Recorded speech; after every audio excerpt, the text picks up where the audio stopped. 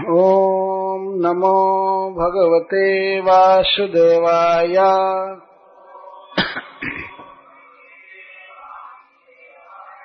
ओम नमो भगवते वासुदेवाय।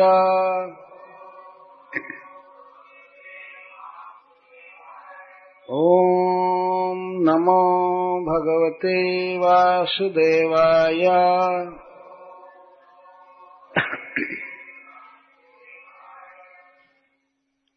श्रीशुक उवाच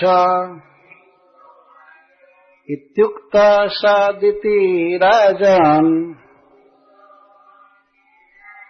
स्वभर्त्रा कश्यपेन वै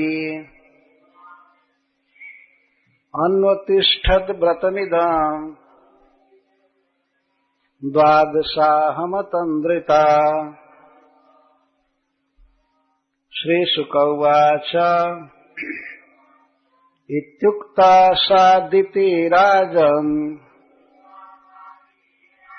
स्वभर्त्रा कश्यपेन वै अन्वतिष्ठद्व्रतमिदं द्वादशाहमतन्द्रिता।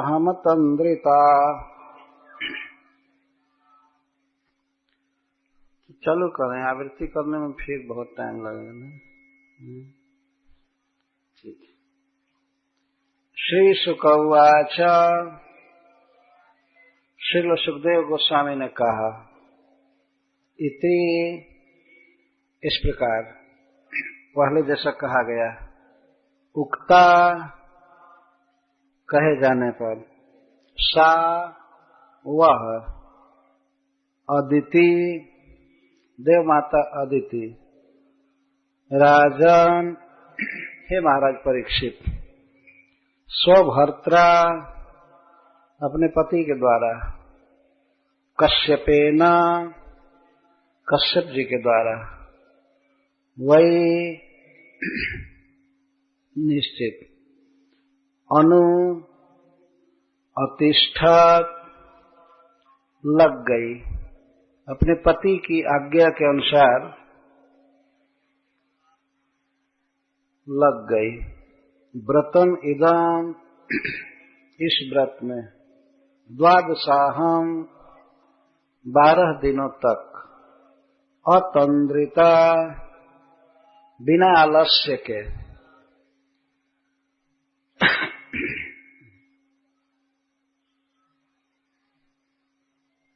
आज कथा 9 बजे तक चलेगी। बीच में श्रील प्रभुपाद जी के प्रिय शिष्य श्री समीक ऋषिदास कल नहीं रहेंगे, वो चले जाएंगे वहां दिल्ली, तो इसीलिए उनको आज अवसर दिया जाएगा अनुमोदन का। तो सब मिलाकर के प्रोग्राम 9 बजे तक चलेगा। 9 बजे से पहले कोई न उठे, डिस्टर्ब न हो, क्योंकि ऐसे ही समय बहुत हो गया है।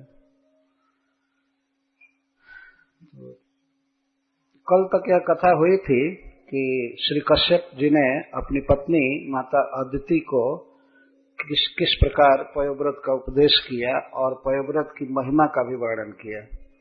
उन्होंने कहा कि ये सबसे बड़ा यज्ञ है, सबसे बड़ा तप है, सबसे बड़ा दान है, और किसी भी विषय में यह सबसे बढ़ करके है, और इसको सर्व यज्ञ सर्व व्रत कहा जाता है। कल इसकी कथा हुई थी।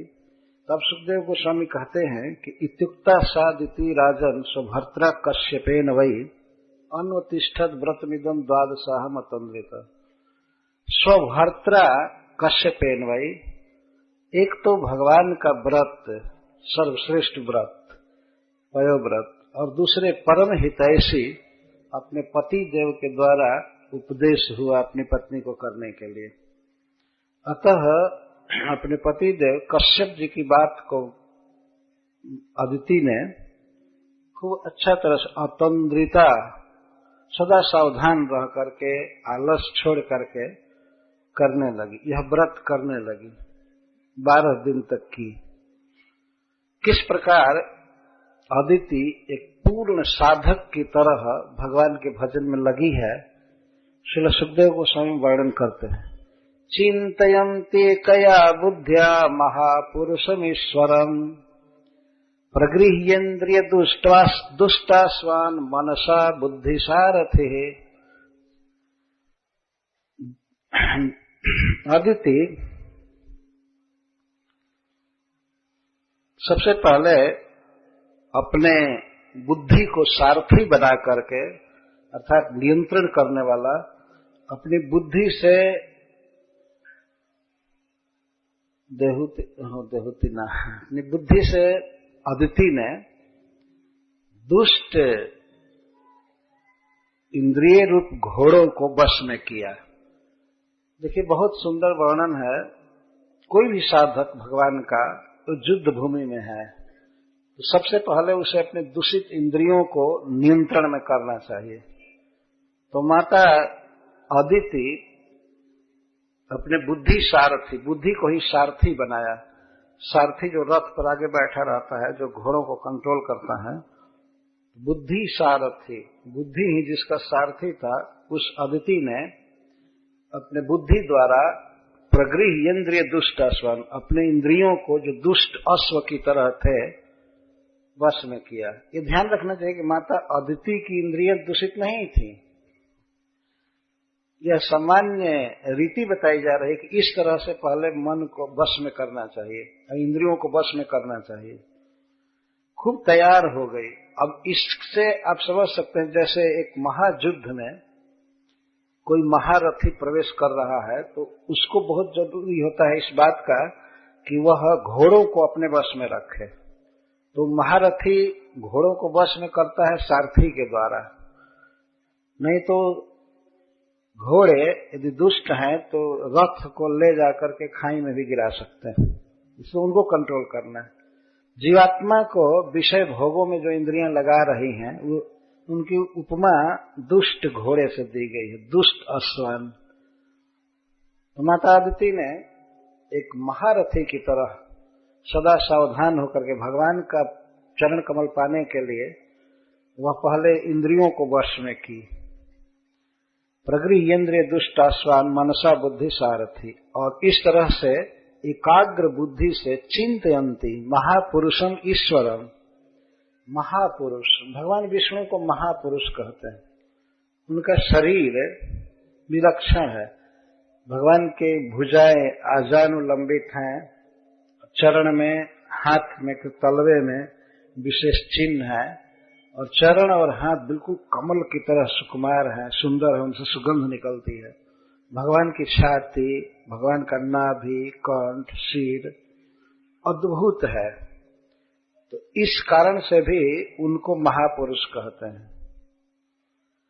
श्री नीलांबर चक्रवर्ती जी ने अपने नाती चैतन्य महाप्रभु के बारे में कहा था कि इसमें सब महापुरुष का लक्षण है, मतलब भगवान का लक्षण है।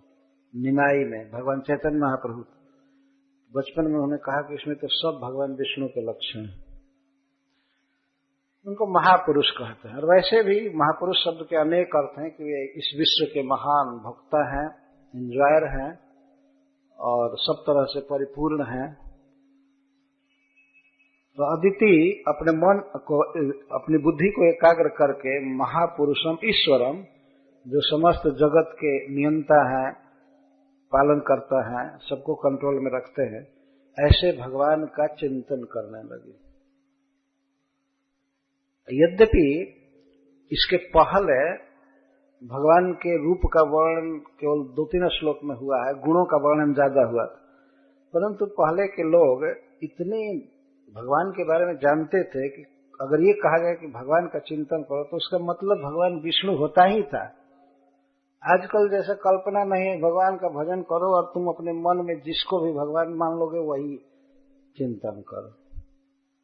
ये कैसे हो सकता है? किसी कुत्ता का कोई ध्यान करने लगे इंद्रियों को वश में करके, ये कोई ध्यान है? मानने से क्या होगा?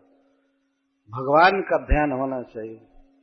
तो माता अदिति ईश्वर का ध्यान कर रही थी, महापुरुष भगवान विष्णु का। किस प्रकार से सुखदेव गोस्वामी उसके साधना का वर्णन कर रहे हैं, सावधान होकर, और उपमा दे रहे हैं किसी महायुद्ध में प्रवृत्त महारथी के समान। बड़ो ही कठिन है भजन ढीग धरिबो। भजन करना वास्तव में बहुत कठिन काम है। सूर कैसो लरिबो सती जैसे जरिबो। जैसे सूर व्यक्ति बड़ा वीर है, युद्ध में जाता है तो शत्रुओं का बाण सामने सह लेता है और शरीर भी छोड़ देता है कभी कभी, यह विजयी होता है। तो वह बाण आ रहा है विपक्ष का तो वह उसे घबराता नहीं है, या नहीं कि भाग जाए युद्ध छोड़कर। जैसे वो वीर युद्ध में खड़ा रहता है, ऐसे भक्त को, विष्णु भक्त को खड़ा रहना चाहिए साधना में। और सती जैसे जरीबो, सती स्त्री, परम पतिव्रता स्त्री अपने पति के निधन होने पर उसके साथ जल जाती है। आग की लपटें चारों तरफ चिता में रहती हैं, अंगार लपट, लेकिन अपने पति को गोद में ले करके वह बैठती है चिता पर, धू धू करके चिता जलती है, लपटे, लेकिन वो लपटे आग की उसको कमल के पत्तों की तरह शीतल लगती है आग। कभी ऐसा नहीं कि उठ करके भाग जाए और सटपटावे ये करे। वो जानते हैं कि मैं इस तरह से जलूंगी तो पति जो गति प्राप्त कर रहे हैं वो मैं प्राप्त करूंगी, कम से कम स्वर्ग तो निश्चित है। और यदि पति भक्त है तो उसके संग जलने वाली स्त्री निश्चित भगवान का धाम प्राप्त करती थी। आज के युग में तो ये प्रथा बंद है, अंग्रेजों ने ही कानून बनाकर बंद कर दिया और उचित ही है। लेकिन पहले की सती स्त्रियां इस तरह से होती थी। तो जैसे सती स्त्री जलती है और आग के आंचों को सह लेती है, ताप को, खुशी से पति का अनुगमन करती है, सहगमन करती है, इस प्रकार से भजन करना चाहिए। सूरदास जी कहते हैं बरोई कठिन है भजन ढीग धरिबो, सूर जैसो लरिबो सती जैसो जरिबो। इस तरह से कहते हैं, एक बड़ा पद है। तो माता अदिति दृढ़ता के साथ जम गई पयोव्रत करने में, भगवान के आराधना में, चिंतन में, स्तुति पढ़ने में, जप करने में लग गई। इसलिए श्री सुखदेव गोस्वामी एक वीर के साथ से उपमा दे रहे हैं। मनश्चैकाग्रया बुद्ध्या भगवत अखिलात्मनि वासुदेवे समाधाय चचारः पयोव्रतम्।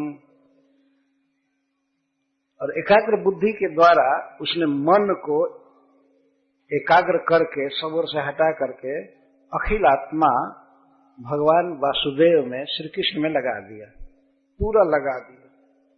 समाधाय, सम का अर्थ है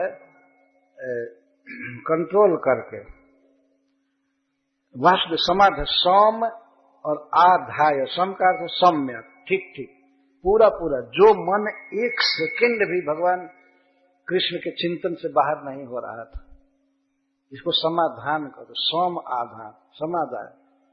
अपने मन को एकाग्र बुद्धि से सब जगह से हटा कर उसने भगवान में लगाया, जो परम सुंदर है, 6 ऐश्वर्यों के अधिपति हैं, परिपूर्ण है 6 ऐश्वर्यों से, और जिन्हें वासुदेव कहते हैं।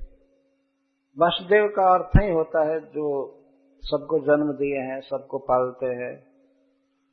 भगवान वासुदेव, वसुदेव जी के पुत्र, अथवा विशुद्ध सत्व में प्रकट होने वाले। विशुद्ध सत्व वसुदेव शब्दितम, जो शुद्ध सत्व है, जिसमें रजोगुण तमोगुण नहीं है, अप्राकृत सत्व, उसको वसुदेव कहते हैं। और भगवान वसुदेव स्थिति में ही प्रकट होते हैं, इसलिए उनको वासुदेव कहते हैं। और दूसरा अर्थ है कि वो वसुदेव जी के पुत्र है, इसलिए वासुदेव है। अखिल आत्मा, समस्त प्राणियों के जो आत्मा है, परमात्मा है, सबके मूल कारण है और सबके हृदय में निवास करते हैं, ऐसे भगवान का चिंतन करने लगी और जप करने लगी। पूर्ण एकाग्र मन भगवान के रूप में लग गया, चिंतन में लग गया। वाणी से जप होता था, मन बिल्कुल भगवान में रम गया। इस तरह से वासुदेव समाधाय चचारः पयोव्रतम, वो पयोव्रत करने लगी। सुखदेव गोस्वामी ह शब्द का प्रयोग कर रहे हैं। तो एक टीकाकार कहते हैं कि उनको बहुत खुशी हो रही है कि माता अदिति भगवान का भजन इस तरह से करने लगी। तस्या आविर्भूतात भगवानादिपुरुषः पीतवासा चतुर्बाहु शंख चक्र गदाधरः। इस प्रकार जब व्रत की 12 दिन, तो तस्या प्रादुर्भूतात, तात हे प्रिय परीक्षित, सुखदेव जी स्नेह से संबोधन कर रहे हैं, हे प्रिय परीक्षित, तस्या माता अदिति के लिए भगवान आदि पुरुष प्रादुः अभवत्, तुरंत प्रकट हो गए। तस्या प्रादुर्भूतात भगवान आदि पुरुष, आदि पुरुष जो सबके मूल कारण हैं, सब जिनसे जन्म लिए हैं और जिनका कारण कोई नहीं है, और सर्व कारण कारणम, सभी कारणों के कारण वो हैं और स्वयं निष्कारण है। भगवान ने विष्णु को, कृष्ण को वास्तव में कोई पैदा नहीं किया है, वो तो कृपा करके किसी भक्त को अपने मां के रूप में स्वीकार करके उसके गर्भ से प्रकट होते हैं, क्योंकि वे आदि पुरुष हैं। ऐसे आदि पुरुष भगवान प्रकट हुए, उनके सौंदर्य का, आकार का थोड़ा सा वर्णन कर रहे हैं। संस्कृत में एक उपलक्षण शब्द है, थोड़े से वर्णन से ही समझ लेना चाहिए, और सब भगवान के अलंकार आदि। तो कपड़े का वर्णन सबसे पहले कर रहे हैं सुखदेव गोस्वामी। पीतवासा, पीतांबर पहने हैं, चतुर्बाहु, भगवान की 4 भुजाएं हैं, और 4 भुजाओं में एक भुजा, एक बाह खाली रखे हैं। शंख चक्र गदाधर, शंख चक्र और गदा धारण किए हैं, और कमल धारण करते हैं भगवान, तो कमल को उसमें धारण नहीं किए थे। एक हाथ से माता अदिति को वरदान देने के लिए प्रकट है, खाली हाथ रखे थे, और शंख चक्र गदाधर, और भगवान अपने युद्ध उत्साह को प्रस्तुत कर रहे थे। युद्ध में जिन चीजों का वे इस्तेमाल करते हैं उन्हीं को धारण किए थे। शंख चक्र गदा, चक्र के द्वारा, गदा के द्वारा वे असुरों का संहार करते हैं, और शंख के द्वारा उनके हृदय को फाड़ देते हैं, मनोबल कम कर देते हैं ध्वनि से। तो शंख चक्र गदा लेकर के भगवान प्रकट हुए, पीला वस्त्र, और इसके अलावा अपने आप समझ लेना चाहिए, श्याम शरीर, कानों में कुंडल, हाथ में कंगड़, और अंगद, कमर में करधनी, ये सब जो श्रृंगार हैं भगवान का, और वक्षस्थल पर श्रीवत्स का चिन्ह, भृगु जी का चरण चिन्ह, ये सब है, अपने आप समझ लेना चाहिए, इसको उपलक्षण कहते हैं। तो भगवान इस तरह माता अदिति के सामने प्रकट हुए। तस्याः प्रादुर्भूतात भगवान् आदिपुरुषः पीतवासश्चतुर्बाहु शंख चक्र गदाधरः तम नेत्र गोचरम वीक्ष्य सहसोत्थाय सादरम ननाम भुवि कायेन दंडवत् प्रीति विह्वला। तम नेत्र गोचरम वीक्ष्य, ऐसे प्रभु को, श्री भगवान को अपनी आंखों का विषय देख करके, मतलब आंखों के सामने आ गए, प्रकट हो गए, सहसा उत्थाय सादरम, तो माता अदिति अकस्मात खड़ी हो गई। वो बैठ करके भगवान का भजन कर रहे थे, चिंतन कर रहे थे, और भगवान जब सामने आए, नेत्र गोचरम तम वीक्ष, नेत्र गोचरम वीक्ष, भगवान को सामने देख करके सहसा उत्थाय, अकस्मात खड़ी हो गई। भगवान सामने खड़े हैं, प्रकट हैं, तो माता अदिति सकपका गई भगवान को देख करके, बहुत आनंद हुआ। लेकिन वो अब सोचने लगी, मैं किस तरह से पूजा करूं, क्या करूं, क्या करूं। पूजा तो किया था 12 दिन उन्हीं भगवान का जो प्रकट हुए हैं। जो न समझी, बस कम बुद्धि होने के कारण ये कहते हैं कि ईश्वर का कोई आकार नहीं है, उन लोगों को ये सब चीज पढ़ना चाहिए। नेत्र गोचरम, आंखों के विषय बने, भगवान दिखाई पड़े खूब अच्छा से। तो माता अदिति खड़ी हो गई, सादरम, परम आदर के साथ, और ननाम भूमि काय न, अपने शरीर से, काया से भूमि पर प्रणाम किया। कैसा? दंडवत प्रीति विह्वला, भगवान के प्रति अतिशय प्रेम उमड़ा, और प्रेम से वो विह्वल हो गई, व्याकुल हो गई। वी का अर्थ होता है विगत, वलम का अर्थ होता है चाल, चलना, स्पंदन। एकदम अवाक हो गई, वाणी नहीं निकल रही थी,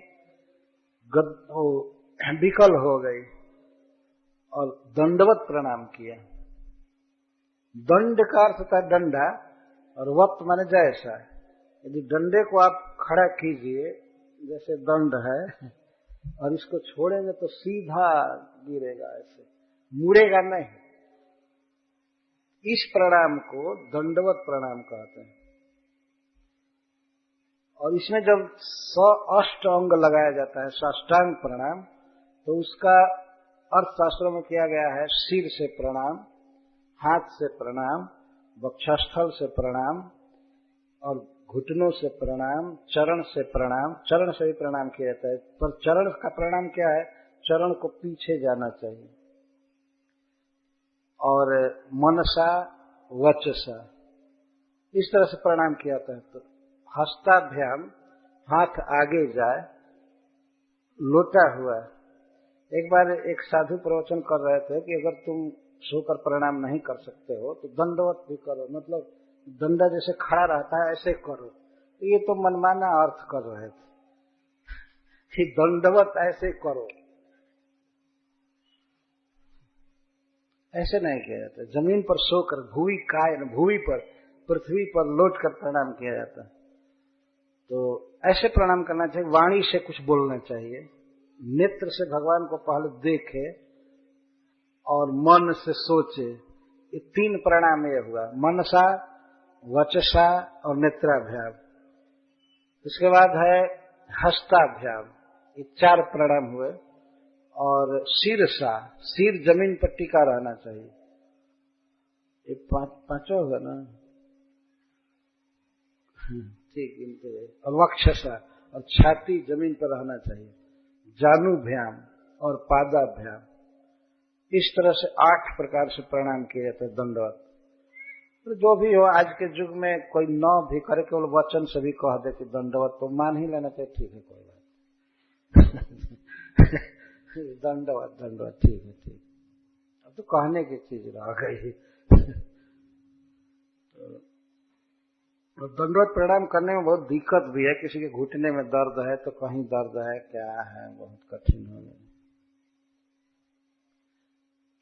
यदि स्त्रियों के लिए दंडवत प्रणाम रिकमेंडेड नहीं है, उनको धनुष प्रणाम करना चाहिए।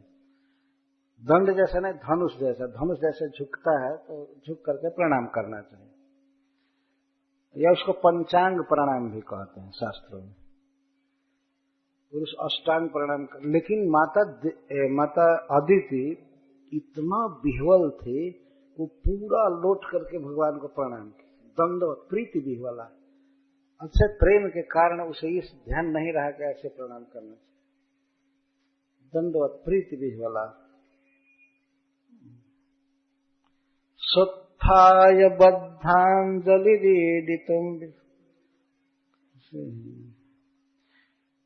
तो सा उत्थाय। आप सुखदेव गोस्वामी कहते हैं कि इसके बाद खड़ी हुई, भगवान को प्रणाम करके खड़ी हुई। सोत्थाय बद्धांजलिदीडितुम स्थिता, नुत्से है आनंद जला कुलेक्षणा।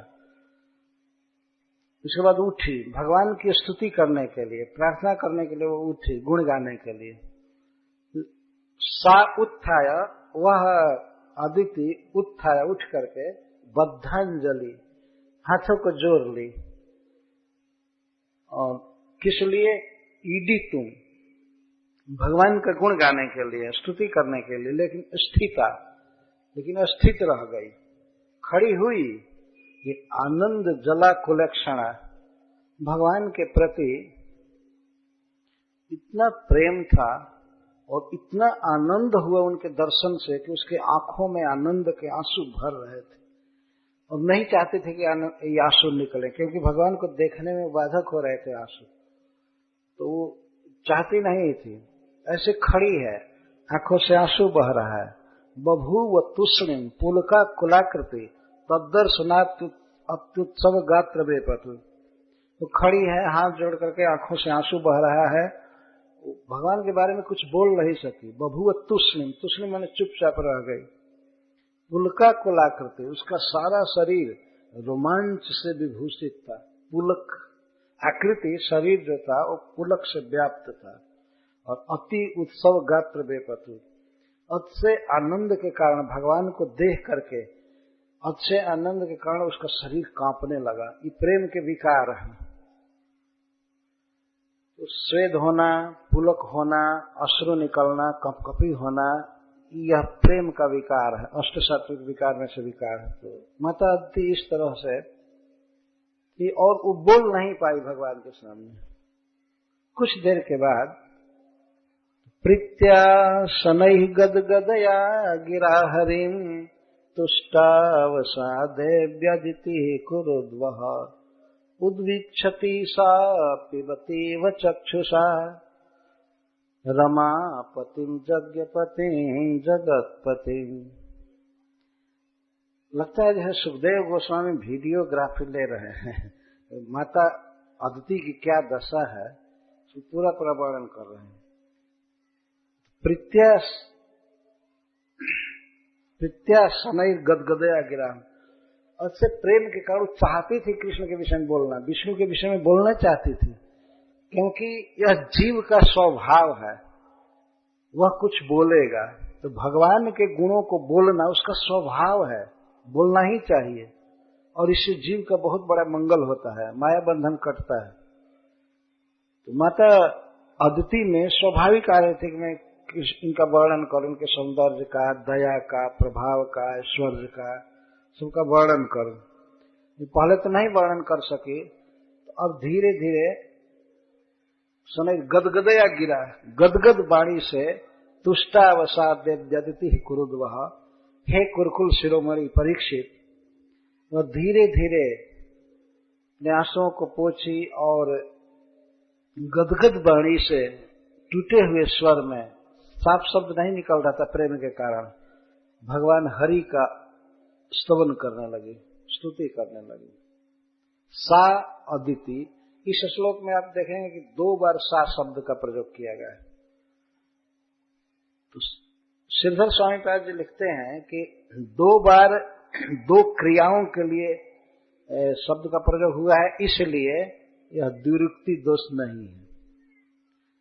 सा एक बार गदगद वाणी से स्तुति करने लगी, और उद्वीक्षति, वह अपलक नेत्रों से भगवान के सौंदर्य को देख रही थी। ये अलग क्रिया है, देखना, स्तव करना एक क्रिया है और दूसरी क्रिया है भगवान को देखना, इसलिए 2 बार सा शब्द का प्रयोग किया गया है।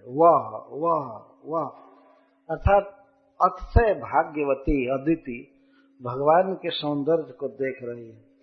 उद्वीक्षति, उद का अर्थ होता है निष्पलक, देखना, आंख खोलकर बिल्कुल भगवान को नख से सिख तक को देख रही है।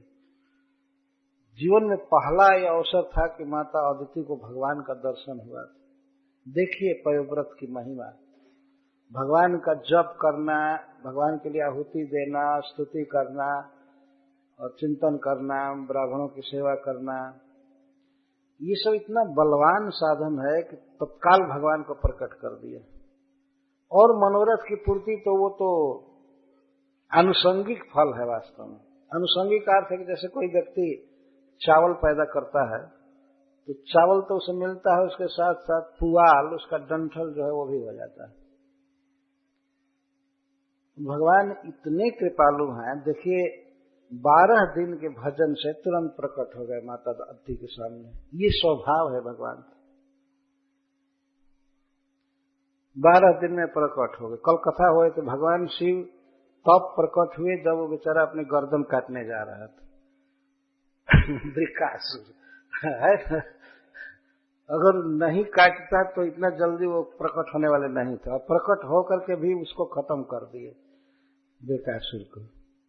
बल्कि नहीं भजन किया होता तो अभी जीता जागता, लेकिन 6-7 दिन भजन किया मर गया। ये दशा होती। राम के बिना, भगवान के बिना, ऐसे हमारे यहाँ कहते हैं कि राम बिना हित दूसर नाही, होइबो करिहन तो वैसन नाही। राम के अलावा कोई हित ऐसी नहीं है। अगर कोई होगा भी तो ऐसा नहीं होगा। भगवान कितने दयालु हैं, कितना स्नेह करते हैं। अनेक कामनाओं से भरी हुई माता अदिति को साक्षात दर्शन दी। भगवान ने तो नहीं सोचा कि ये स्त्री चाहती है कि असुर लोग मारे जाएं, उनकी स्त्रियां रोवे, ये हो। भगवान इस डार्क साइड पर विचार करते ही नहीं। वो तो देख रहे थे किस तरह से हमारा इसने जप किया, किस तरह से स्तुति किया, हवन किया, नियमों का पालन कर रही है, श्रद्धा है मेरे प्रति इसकी।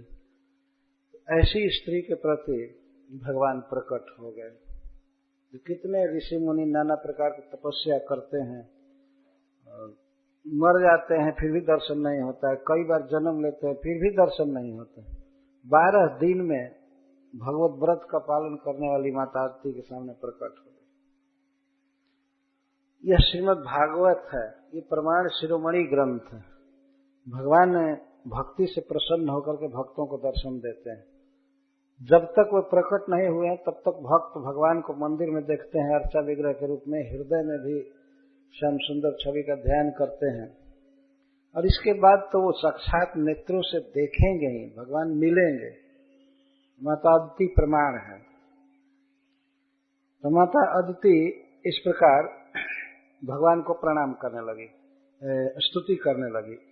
कैसे देख रही थी कृष्ण को? उद्विक्षति सा पीबती, भगवान को ऐसे देख रही थी कि लगता था कि वो महामधुर अमृत पी रही है।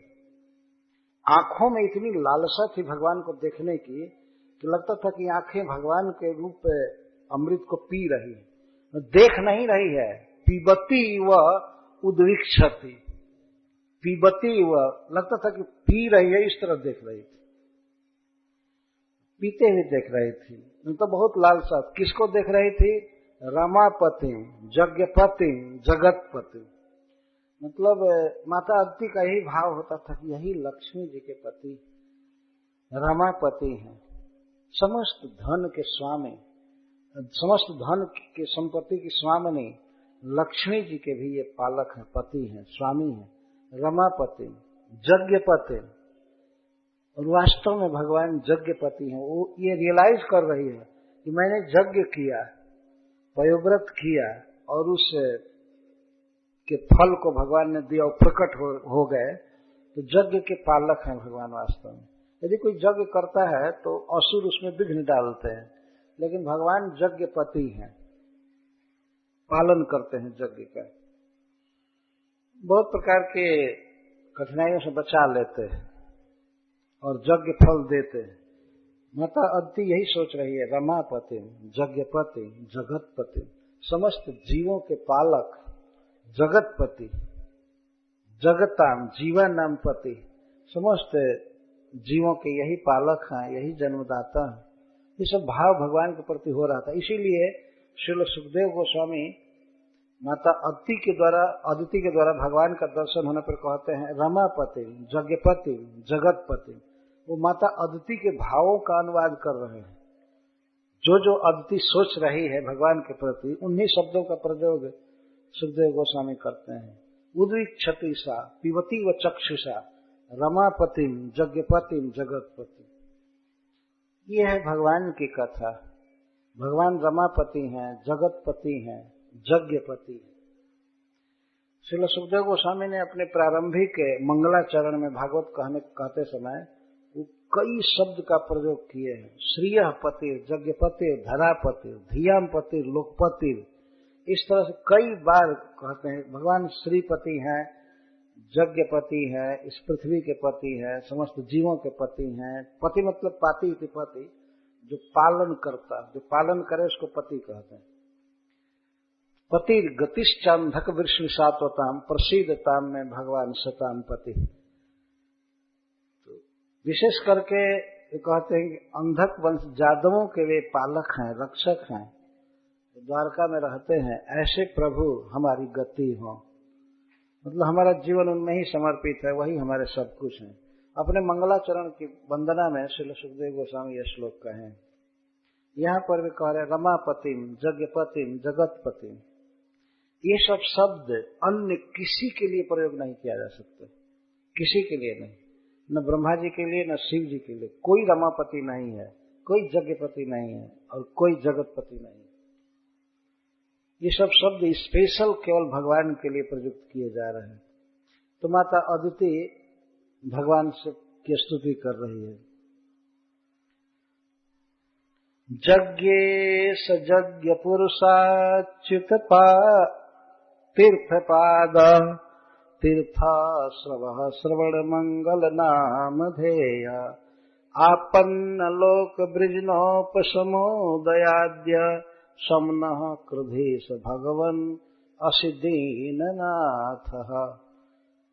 माता प्रार्थना कर सबसे पहले भगवान को कहते हैं जग्गेश, जगनेश कह रहे। ये जो गुजरात में जिग्नेश शब्द ये नाम दिया जाता है किसी को, वो जिग्नेश नहीं है, जगनेश कह सकते हैं, मतलब यज्ञेश। यज्ञेश का मतलब है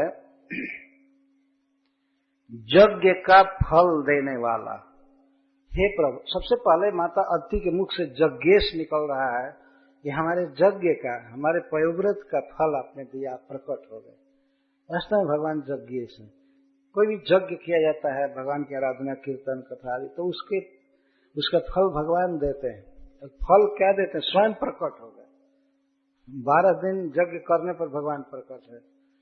यज्ञेश हे हमारे इस यज्ञ की ईश्वरता है, समस्त यज्ञों के दाता है, फल दाता है और भोक्ता भी है। भोक्तारम यज्ञ तपस्या, यज्ञ और तपस्याओं का मैं भोक्ता हूँ। समस्त लोगों का, जीवों का मैं महा ईश्वर हूँ और समस्त जीवों का मैं सुहृद हूँ। इन 3 बातों को यदि कोई जान लेता है तो तत्काल उसे सुख मिलता है, शांति मिलती है। और शांति इसी कारण से है कि कृष्ण को इन 3 रूपों में हम लोग जान नहीं पाते। भगवान कहते हैं भोक्तारम यज्ञ तपसाम सर्वलोक महेश्वरम सुहृदम सर्वभूतानाम ज्ञात्वा माम शांति मृच्छति। इस संसार में लोग समझते हैं कि हमारा परिवार हमारा सुहृद है, हमारा भाई या हमारा अपना आदमी कोई बहुत ऊंचे पद पर है, वो हमारा सुहृद है, हमारा देश हमारा सुहृद है, ये देवता हमारे सुहृद हैं, ये साधु या गुरु हमारे सुहृद हैं। लेकिन वास्तविक सुहृद कृष्ण है, भगवान। इसीलिए भगवान कहते हैं सुहृदम सर्वभूतानाम। तो सबसे पहले माता अदिति भगवान के लिए यज्ञेश शब्द बोल रही है। हे यज्ञ फलदाता, यज्ञेश, यज्ञ पुरुष। इस एक श्लोक में माता अदिति भगवान को 10 संबोधन कर रही है, संबोधन कर रही है डायरेक्ट। और यज्ञ पुरुष, यज्ञ पुरुष का अर्थ है यज्ञ के प्रतिपाद्य, आराध्य, अर्थात आपके लिए यज्ञ किया जाता है, आपको संतुष्ट करने के लिए यज्ञ किया जाता है, उनको यज्ञ पुरुष कहते हैं। जजनी है यज्ञ वही विष्णु। तो हे यज्ञ का फल देने वाले और हे यज्ञ के द्वारा आराध्य, मैं आपको नमस्कार करती हूँ, ये सब जगह लगेगा। यज्ञेश, यज्ञ पुरुषा, च्युत, अच्युत, ये तीसरा संबोधन है। अच्युत, जिनके भक्त कभी च्युत नहीं होते हैं। इसके द्वारा वो अपने हृदय के भाव को व्यक्त कर रहे हैं कि हे प्रभु, आपके भक्त स्वर्ग से च्युत हो गए हैं, उनको पुनः स्वर्गे स्थापयति भाव, उनको फिर से स्वर्ग में स्थापित कीजिए। इंद्र आदि आपके भक्त च्युत हो गए और आप अच्युत है। अच्युत शब्द का अर्थ किया गया है कि महाप्रलय में भी जिनके भक्त च्युत नहीं होते, सुख से, अपने स्वरूप से, आनंद से, तो उनको अच्युत कहते हैं। तो इसके द्वारा यह ध्वनित किया जा रहा है, चक्रवर्ती पाजी कहते हैं कि आप अपने भक्तों को, हमारे पुत्रों को जो स्वर्ग से च्युत हो गए हैं, उनको फिर से स्थापित कीजिए स्वर्ग में। कह नहीं रहे पूरा खोल करके, लेकिन भाव ये तीर्थपाद, चौथा संबोधन है। हे तीर्थपाद, पाद का अर्थ चरण, तीर्थ माने गंगा जी आदि नदी। गंगा जी आपके चरणों से निकलती हैं, आप तीर्थपाद। अथवा मन से भी कोई आपके चरण कमल का ध्यान करे तो उस व्यक्ति के सारे पाप, ताप, अपराध ध्वस्त हो जाते हैं, वो बिल्कुल पवित्र हो जाता है। तो सबसे बड़ा तीर्थ है भगवान का ध्यान करना, भगवान का चरण कमल ध्यान करना, उनकी पूजा करना, उनको तीर्थपाद कर। तीर्थ का अर्थ है तारने वाला साधन। तारने का मतलब है पाप, अपराध, पातक, उत्पातक, जितनी भी त्रुटियां हैं सबसे मुक्त कर देता है, जीव को शुद्ध कर देता है भगवान का चरण कमल। और भगवान के चरण कमलों से संबंधित होने के कारण गंगा जी का यही प्रभाव।